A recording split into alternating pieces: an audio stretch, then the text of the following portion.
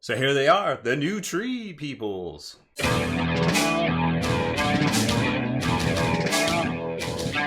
Spiky bits.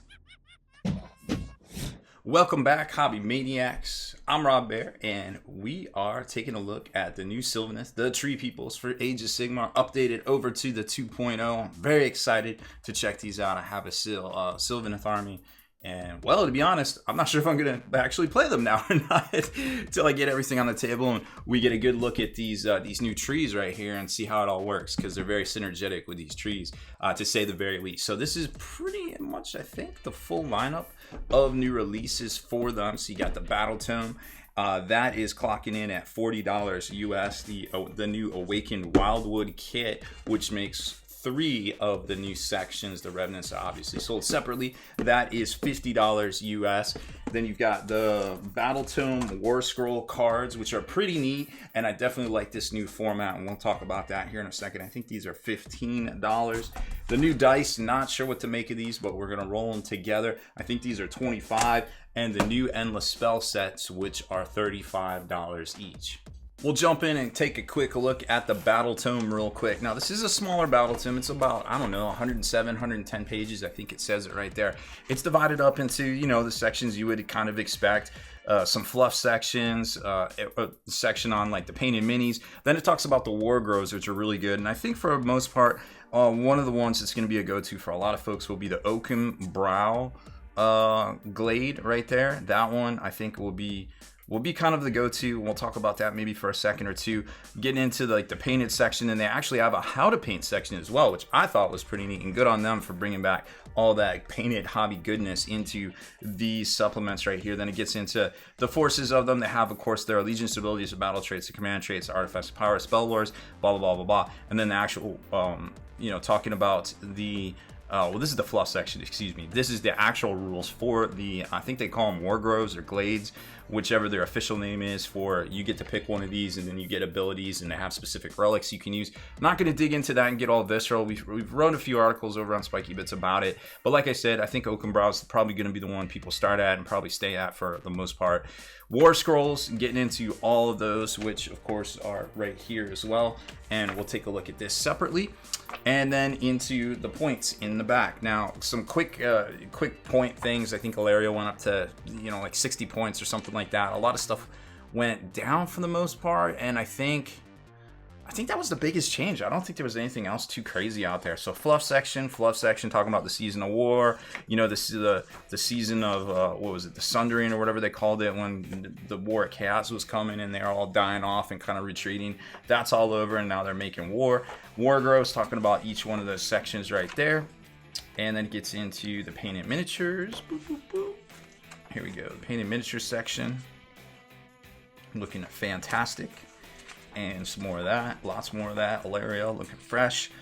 Just typical army right here, which I think in a lot of ways you're going to see a lot of armies running Ilaria, Durthu, an Element, Treefolk Elemental, and then maybe one of these because you can bounce them around and take objectives. But to me it seems, and definitely Drachia because she's clutch. It seems like Battle Tome summon Dryads. Maybe I'm wrong, but that's what it definitely seems like to me. Section on painting Sylvaneth, where they give you tips on the bases, all the cool effects on the blades, all the glowy parts and all that stuff. Very, very cool and definitely worth checking out. Then you get into the rules themselves, abilities, battle traits, all the stuff you do. But basically, summon trees, get a big block of trees down, summon more trees as best you can. Remember, they fit in. Faction trees, I think, have to fit in within 3 inches of other trees and objectives now. So you got to be kind of careful. I think one of the elementals lets you summon within 1 inch. I'm just spitballing here. This is just stuff I remember after studying the book for not as long as I probably should have. Just trying to get an idea of how they play. There's Oaken Brow. This one's pretty good. I could definitely see where a lot of folks are going to take this just because, maybe I misspoke. It's not that one. It's Gnarlroot. it is, yes, it is the gnarl rule, because your caster can get this relic where rolling 3d6 and discarding the lowest to cast is actually pretty good in my opinion. And of course, whenever you cast a spell, you pick a gnarl rule unit wholly within 18 of the general, and you can heal up to D3 wounds right off the bat to that unit. So depending if you're taking multiple wound stuff like your elementals, your Durthrus, maybe your Alariel, and who you make your general, which I guess you might want to make the caster. It's hard to say, but I feel like this one might be the go-to. And then there's more of those. And then you get into the back and all the data sheets and all the cool stuff. Alariel just straight up can summon stuff and straight up heal stuff right off the bat. Like, it's really, really good. She can only do it once though. But really, really good. We've talked about this. This stuff's been out there since May-ish, you know, when the codex went up for sale on iTunes, so a lot of people got it. And there's the pitch battle profile. So again, Battle Tome, $40 US. Jumping into the War Scroll cards, $15. You're going to get all the War Scroll cards and some cool tokens here. Like you can have command points, the Mystic Shield if you cast that, Place of Power, Seed of Rebirth, all the cool stuff. Throw out your Acorn to summon, drop those trees, but there's some specific restrictions to it, so just be aware of that. I forget what Ultimate Sacrifice does. Tanglethorn Thicket, that's the thing with your the dudes with the swords, the Dracoths, not them, I forget what they're called. Anyways, the big dudes with the swords and the scythes, they have that ability right there at the end, I believe, of their combat. Vital Venoms, I forget what that is. Don't forget your big tree folk have the stomp ability too, which is pretty hilarious. I know I messed that up a little bit. Go easy on me. And then the War Scroll cards themselves, man, I really like this. If it's a big one, it just kind of folds out, and I suppose if you really want to, you could cut it down the middle and put it horizontal if this really offends you being sideways. But for me, I kind of like it. And then the smaller ones, boom, there they are, and they've got all the pertinent information on it. This, remember the old ones where they came like this big and it had a bunch of dead information underneath it? Didn't like those, definitely wasn't a fan. I've told you a million times on this channel. I love these. I wish they had these for 40k. So it's going to show you all the pertinent stuff. Kurnoth Hunters, that's what they are. They have that Tanglethorn Thicket. Boom. Sometimes I mix up my words. Either way, I think this is kind of a must-have if you are playing and you love those game aids and having that stuff on the table to help you with your rules. Next up are the dice. They're $25, and to be quite honest, I don't know what to make of these. Like, I don't know what these symbols are. I don't get it. As far as rolling, well, they're definitely opaque, so you're not going to have any question of, hey, what is that? I can't tell because it's clear. They do feel good in my hand, nice and strong. It feels like I'm actually rolling dice. But as far as what I just rolled, I really couldn't tell you. I don't get it. I'm not like sold on this, kind of scratching my head. Maybe there's a rhyme or a reason to this, but for me, this is probably a pass. I've got dice and they happen to be green, so I'm good to go here, but some of you might want these. I don't know. Counting down to our unboxing build here very shortly. Endless Spells for the Sylvaneth. This is the 3. We saw a couple of these in the rumor engine from a while ago. We thought they might be Tyranids, but they weren't Tyranids. But there could still be Tyranids out there. Who knows? So there's the instruction manual. You get 2 sprues in here. And the little, I forget what the guy is with the little spite digger thing, but he comes on a base right here all of his own. And this is a 105 oval. This is a little bit bigger or smaller, however you want to look at it. So this is probably a 100mm oval. This is a 105. I don't know what that means, but you don't have to look for 3 bases at least. And as far as detail goes, they're not too bad looking. I mean, this is the stuff that's made in China, but China is definitely getting better and better. You can see a lot of detail in here, a lot of bark, a little crazy skeleton. You know, you're going to have some flat areas here, so maybe contrast, maybe thin it down, maybe regular, maybe airbrush, whatever you do. The one thing I do love, and I'm going to show this to you here in a second when we look at the Wyldwoods, is back in the day when they had the normal trees, the leaves went on top and they didn't socket in here. This is all one piece assembly here, and it's not going to be a nightmare to put together or, you know, break as you're playing your games. And I'll show you that. I'll show you some of the older stuff and why it infuriated me so much here in a second. Now, as far as instructions go, they're all probably like left, right, half kind of assembly type stuff here. It doesn't look too simple or too extravagant or ridiculous. This is just a base, and then it puts the little wasp thingies on there, left and right halves again, put the front jaw on there, and you're good to go. Now, I do have one thing to tell you, and probably come into play with the trees here. Get yourself some plastic putty and some color shapers, or clay shapers as they call them. These are number 0s, size 0. What they are is basically they're just soft silicone brush. And what that's going to do is once you put this plastic putty onto something where you need to fill a gap, and you just go in and you just kind of work it smooth with these right here, these shapers, so you don't have a bunch of material all over the place. Now you can scrape it down and it'll come out. There's no recess or anything like that. It doesn't shrink. But sometimes it's a lot more work if you just squirt it in there and then you don't wipe it away and you don't shape it at all. But with these shapers, I found these really help out. They are a little expensive, 20-30 bucks depending on where you get them from. There will be links in the description and the comments below to get both of these to help you with the larger, bulkier items that come out of China, like these and the trees as well.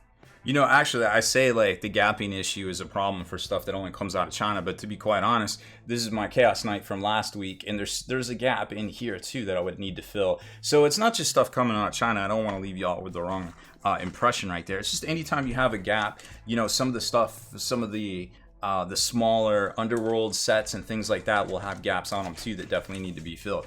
These are the Awakened Wyldwoods.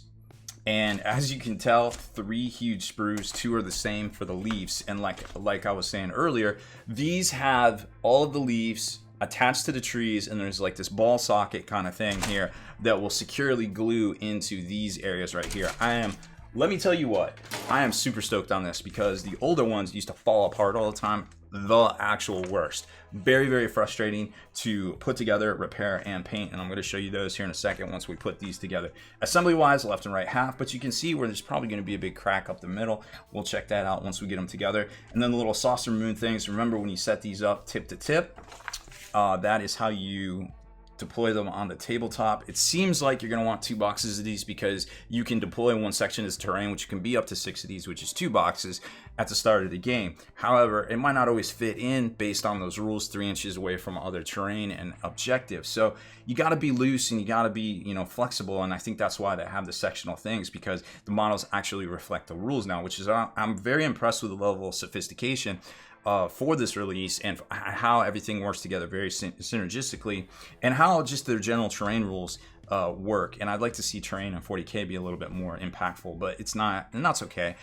That gives 40k plenty of things to get back to and expand on, and once they clear up the 2 years of bloat that's out there right now. Putting the left and right halves together, boom, and then hey, you're done. And then there's another one, and hey, you just put the little pieces. Now this one looks like it's a separate piece that just attaches right there. That's how it used to be back in the day. You see these little sections. So this one at the top, which looks like it could be B15, B14, B13, which we'll take a look at, does not look like it sockets in, which makes me sad, but the rest of these do.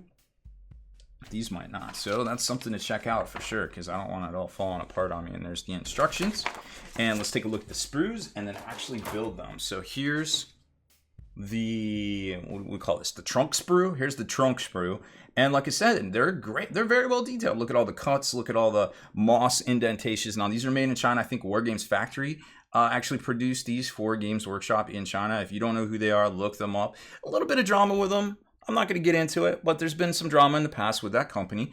But, they're still producing stuff, and GW farmed out some work to them, and here we are. So you got left and right halves. There's mushrooms on here. There's some rocks. Definitely some skeletons, because what's the Warhams without some skeletons all over the place? And then, remember, you get 2 of these forest foliage sprues.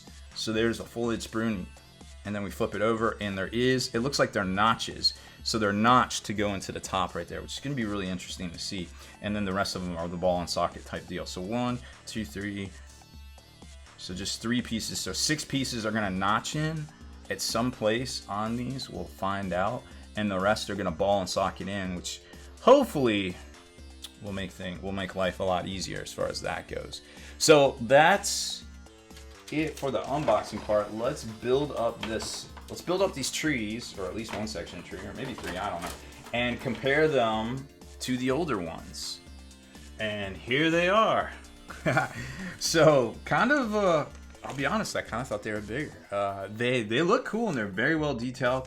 As far as, them locking in, they look very secure, and I'm not too worried about just like, oh no, there goes my leaves, like with the other Wyldwoods that were out there. So, holding them up, here, let's grab the tape. Let's get the actual dimensions here. Let's not spitball it. So, they're about the size of a Dread Knight, if you're familiar with that in 40k, or Drachnia. let's see. So you're looking at about 5.5 inches or so, give or take. I think that's the tallest one there. So these are probably going to be about 5 inches, give or take. So now the big thing is that you lock them all together and such, just like that. And that's your, tip to tip kind of deployment. If you add more, well, you can start getting into bigger shapes here. Like maybe you could fit 2 right there. I'm not exactly sure. Now, the thing I'm concerned about, and maybe existing Sylvaneth players out there are worried about too, is, well, hey, how does this compare to the existing Wyldwoods? And I have one here already, because, well, painted up, because why not? That's maybe my apprehension to why I don't want to get the new stuff and maybe paint the new stuff up. But you can see that the footprint over here is definitely bigger to one of these over here. And then this is the design where all of these just like kind of fall right off. So they're locked in like 2 small little spots. This terrain has been around. It's a little dated. It's about 10 years old or so. And some of GW's early attempts at this, the terrain kits that have since the 40K ones have all been replaced. So maybe it was about the Sigmar's or Warhammer Fantasy's time to get replaced as well. So that being said, I'm not sure. I think they said in a vague Facebook reference somewhere that you could use these in the stead of these, but one of these is about 3 of these. So I'm not sure. Check with your opponent, be respectful about it. But also, if you've already hobbied on this and it's about the same as this, counts as question mark? I don't know. Leave your thoughts in the comments below. I'm not mad about the price. I'm not mad. I think the design is actually better in my opinion. And these would definitely have to get magnetized up. Maybe put a 32 mil base in there with a washer and then some magnets down here or something like that. I think if you double stack 2 32s with some magnets, you could make that happen in there. And that was my general idea that I never got around to doing all those years ago. But then again, these are well designed and might transport better. It's really hard to say, kind of one of those deals where it could go either way. So I'd love to hear your thoughts on it. But, as far as models, well, they definitely look good inside of it as far as the Sylvaneth go. Like there's a Revenant. And then I think I got some Dryads. Yeah, I got some Dryads laying around here too on the 32 mil bases. So they definitely look good inside of it. And you can clearly tell where the boundaries are. So I ain't mad about that either, because a lot of the spells are like Holy Within. And boom, you're Holy Within. So I'm kind of liking that. They seem a little top heavy, but I know, well, this one's definitely top heavy. It's kind of leaning back. So I'm not sure about that quite yet. But then again, I don't know. It's really hard to say at this point if maybe when they get primed, they'll just kind of flatten out a little bit. I'd be a little worried about that. It seemed to wobble a bit. But keeping the boundaries the same, you're definitely going to have to be very respectful using this terrain either way. So that's it for this one. I hope you enjoyed our unbox and build of the new Wyldwoods, compared them to the old, or the Awakened Wyldwoods to the old Wyldwoods, and also took kind of a brief overlook at the whole 2.0 release expansion wave that is coming out this week from Games Workshop. Thank you very much for watching. Make sure you hit that subscribe button and turn on notifications so you can be the very first to like and comment on all our videos.